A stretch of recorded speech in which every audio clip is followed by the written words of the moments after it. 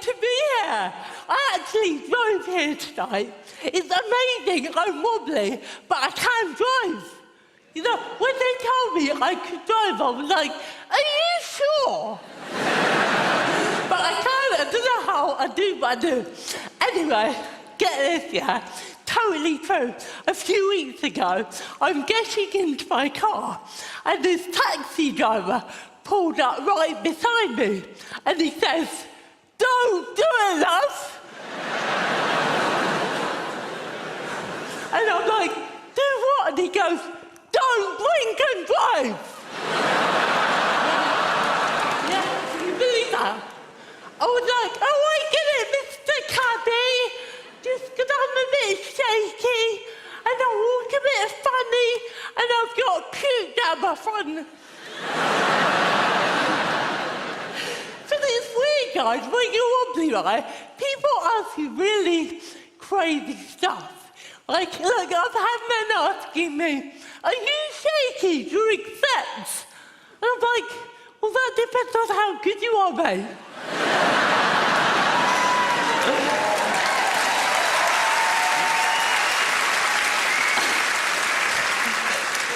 But despite that joke, I am a hopeless romantic. Boys are amazing, aren't they? And my perfect man has always been a poor Irish poet. I love the accent and the poverty. And this is totally true. I met my boyfriend 9 years ago now in Dublin, and he opened his mouth and I was like, yeah, that'll do. Luckily, guys, you'll be pleased to know I have found a brilliant form of contraception. Oh yes, it's when I put a condom on my boyfriend because the amount my handshake is all over before it begins.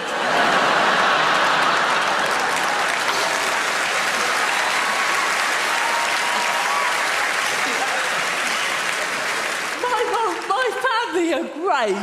They made me feel really loved and very confident. So, like, I really loved school, and I just had it so much fun.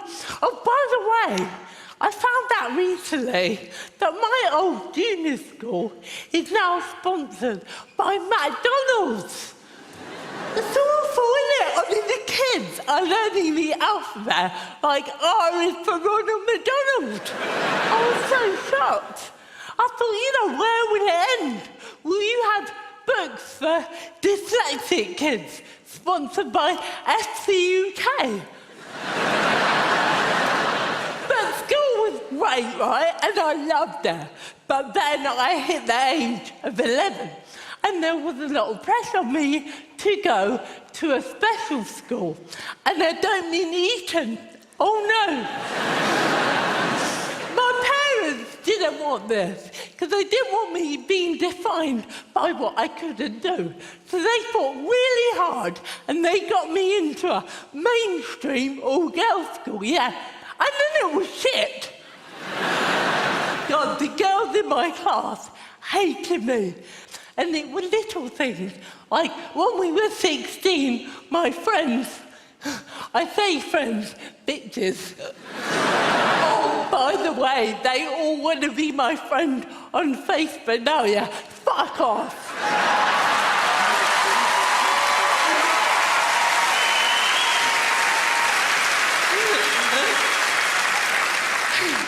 Did I say that out loud?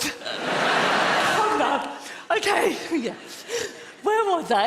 Yeah, so they used to say stuff like, Francesca, no one will ever go out with you, well, apart from someone like Jesus.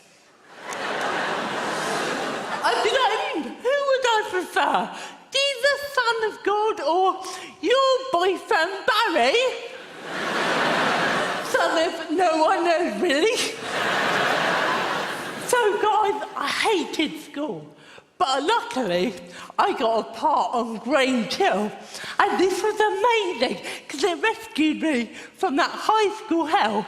And, like, I made friends, and they were real boys. It was great. And it was so much fun. Like, they used to film Top of the Pops there, yeah. And one day, I came out of my dressing room, and David Bowie was standing there. Now, we were always told to act really normal around the celebs. So I just said to him, "All right, Dave." And he said, "Oh my God, it's Rachel from Radio!"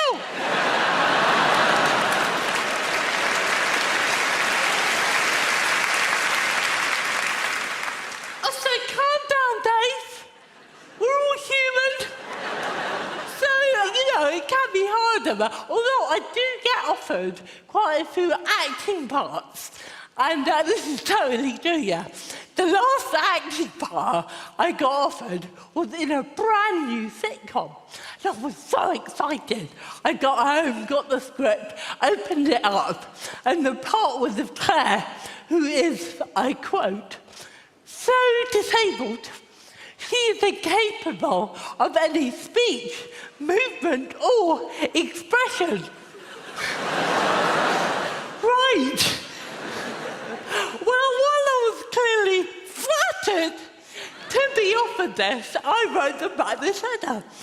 "Dear TV person, many thanks for offering me the part of Claire.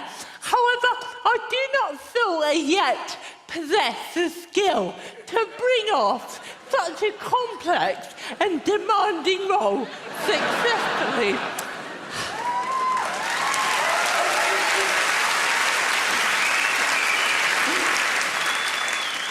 I also fear that a week's rehearsal would not give me enough time to fully inhabit such a well-written portrayal of disability in the 21st century. May I suggest casting a shoe or a carrot instead?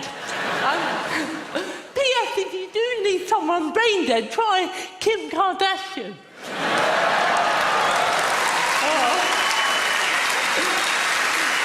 Thank you. Good night.